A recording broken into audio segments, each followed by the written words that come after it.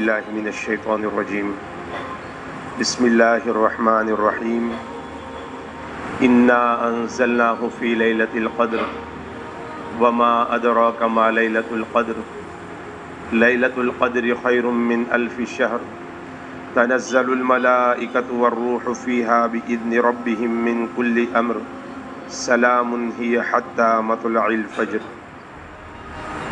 صدق اللہ العظیم۔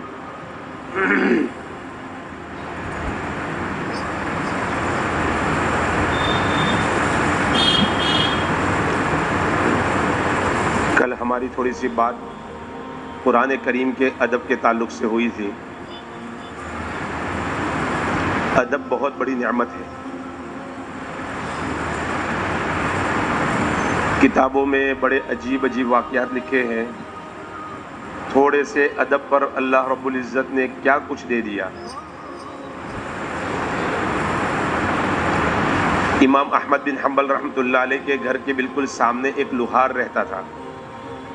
دن بھر لوہا کوٹنا اس کا کام تھا۔ موت تو ہر ایک کو آنی ہے، اس کا انتقال ہو گیا۔ کسی نے خواب میں دیکھا تو جنت کے اندر مزے سے گھوم رہا ہے۔ پوچھا بھائی اللہ کے سامنے تیری پیشی ہوئی تو کیا گزرا؟ کہا میرے اللہ نے معاف کر دیا۔ اور کون سی جنت ملی؟ امام احمد بن حنبل رحمۃ اللہ علیہ کی جو جنت ہے نا، اس سے نیچے والی جنت اللہ تعالیٰ نے مجھے عطا فرمائی۔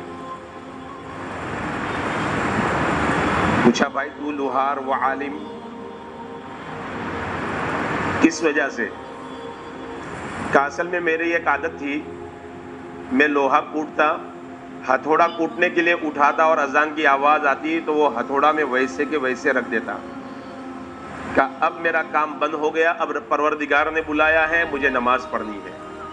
اللہ کے نام کے ادب کی وجہ سے اللہ نے بخشش بھی فرمائی اور اتنی اعلیٰ جنت عطا فرمائی۔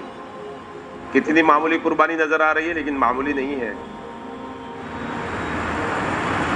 پہلے زمانے میں یہ فیسلٹی نہیں تھی جو آج لوہاروں کے پاس ہے۔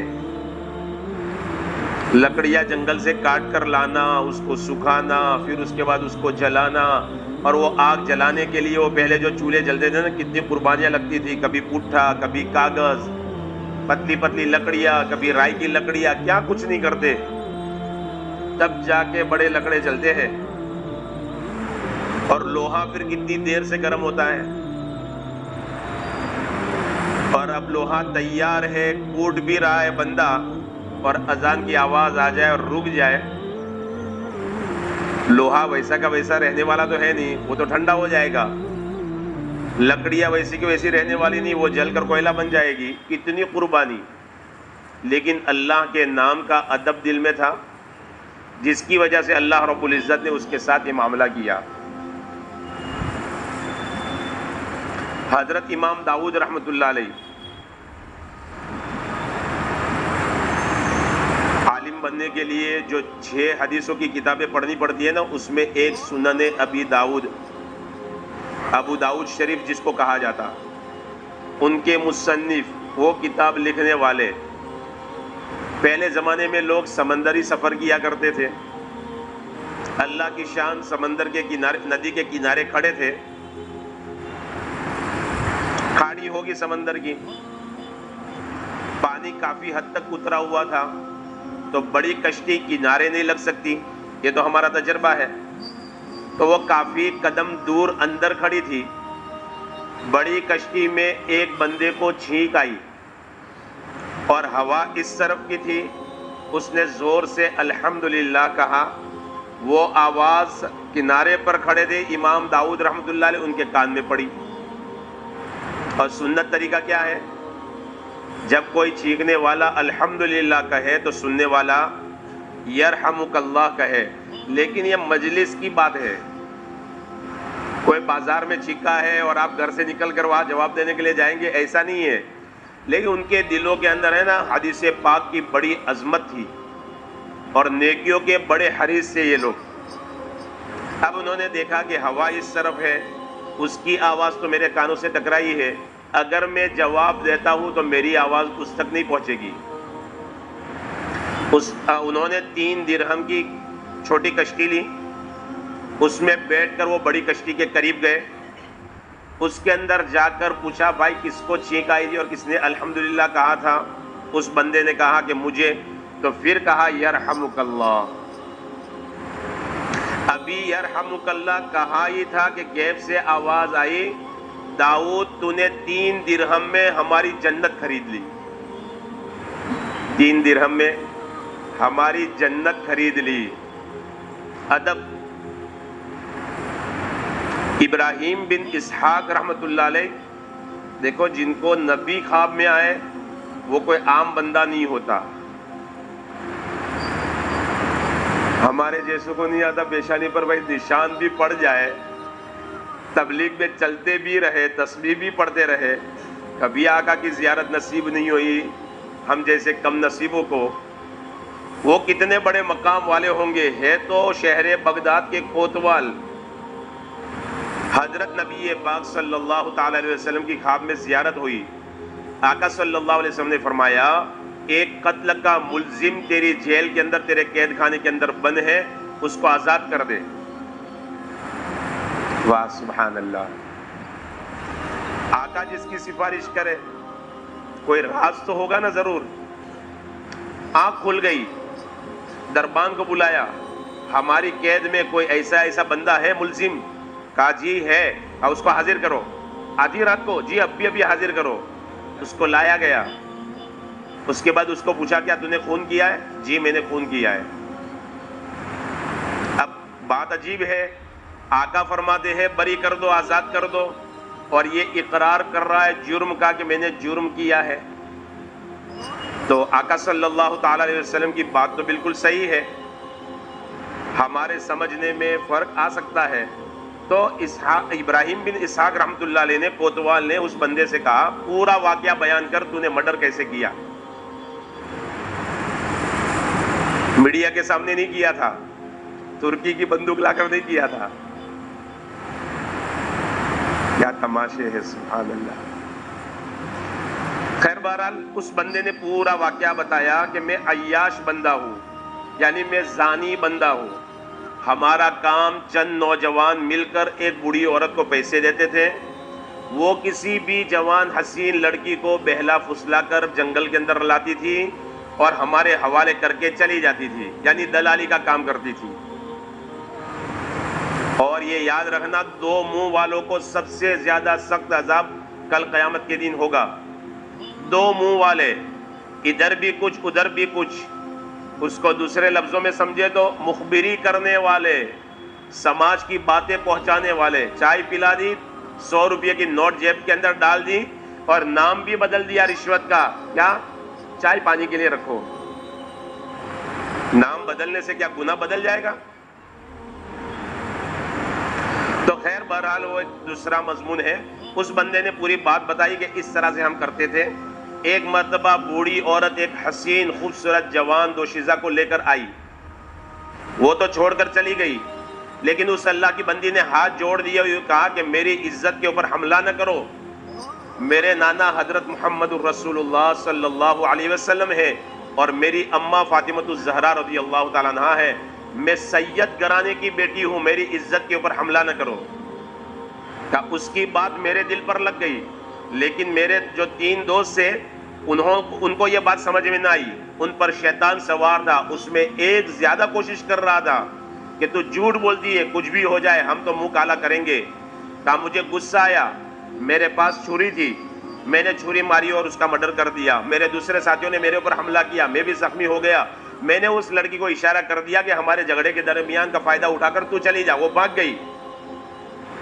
اتنے میں آواز ہوئی، پولیس آئی اور مجھے پکڑ کر، کیونکہ میرے ہاتھ میں خون والا چھرا تھا، سامنے لاش پڑی ہوئی تھی، لہذا مجھے جیل کے اندر لا کر ڈال دیا۔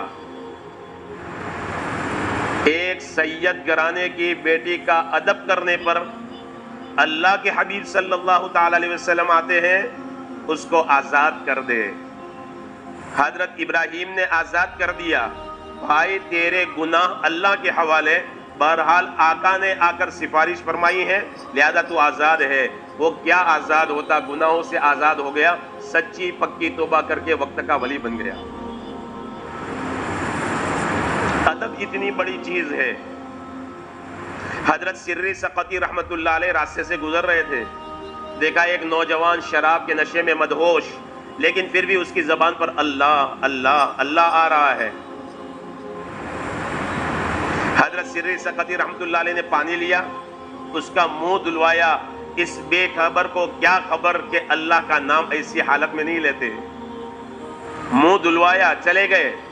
یہ تو بے ہوش ہے، مدہوش ہے۔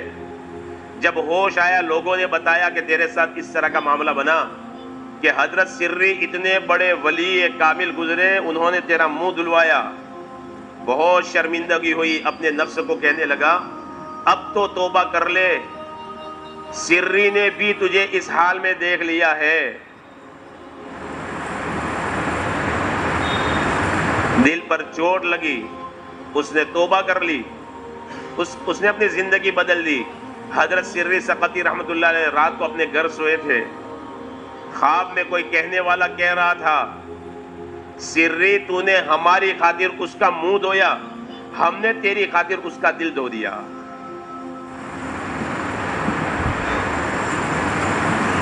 حضرت اٹھے، وضو کر کے مسجد میں آئے کہ تہجد کا وقت ہے، چلو تہجد پڑھیں گے۔ مسجد کے اندر آ کر دیکھتے تو وہی نوجوان جو شراب کے نشے میں مست تھا، وہ تہجد کی نماز رو رو کر پڑھ رہا ہے۔ ادب بہت بڑی نعمت ہے دوستو۔ آج امت میں سے ادب نکل گیا، علم کا ادب بھی اٹھ گیا، اہل علم کا ادب بھی چلا گیا، حتیٰ کہ جیسے کل قرآن کریم کے تعلق سے کہا تھا، قرآن کریم کا ادب بھی ہمارے دلوں سے نکل گیا۔ اس لیے آج ہم کورے کے کورے ہیں، کرتے بہت کچھ ہے لیکن کچھ نہیں ملتا۔ کہاں گئے تھے؟ کہیں نہیں، کیا لائے؟ کچھ بھی نہیں۔ نورانیت حاصل ہی نہیں ہوتی۔ کبھی ہمیں سجدہ کر کے یہ محسوس نہیں ہوا کہ میں ایک قدم اللہ کے قریب ہوا۔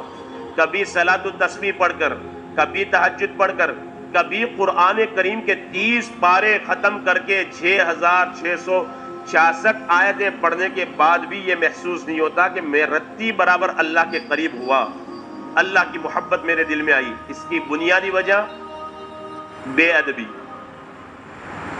اور جب سے موبائل آئے بے ادبی بڑھ گئی۔ کل کہا گیا تھا نا، قرآن کریم کھلا ہے، زمین پر رکھا جا رہا ہے، قرآن کریم پڑھ بھی رہے، باتیں بھی کر رہے ہیں، ہنسی مذاق بھی چل رہا ہے اور قرآن کریم بھی پڑھ رہے ہیں۔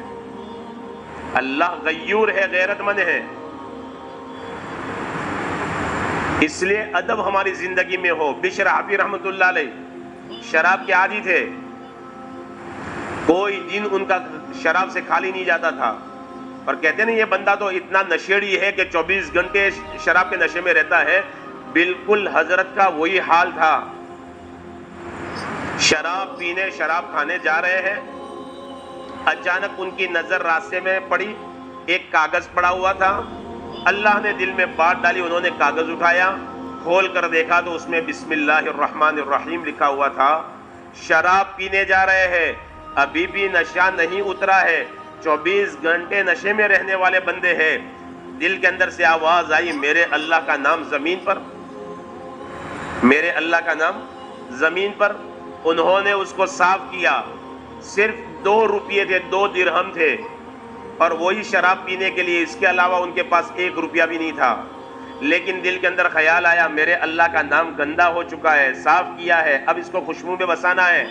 عطر کی دکان پر گئے اور وہاں سے 2 درہم کی خوشبو خریدی۔ 4 خوشبوؤں کو ملا کر وہ خوشبو بنائی جاتی ہے۔ اس میں عود خاص طور پر استعمال ہوتا ہے، عود، مشک، زعفران اور دہن العود کر کے ایک خوشبو آتی ہے۔ یہ 4 خوشبوئیں ملا کر وہ خوشبو بنائی جاتی ہے۔ وہ خوشبو انہوں نے خریدی اور اس کاغذ کے اوپر لگائی، کپڑے میں لپیٹا، دیوار پر ادب سے رکھ دیا۔ بس ایک چھوٹا سا عمل تھا۔ اب شراب پینے کے لیے گئے، جا تو رہے تھے شراب پینے کے لیے، شراب پینے کے لیے گئے۔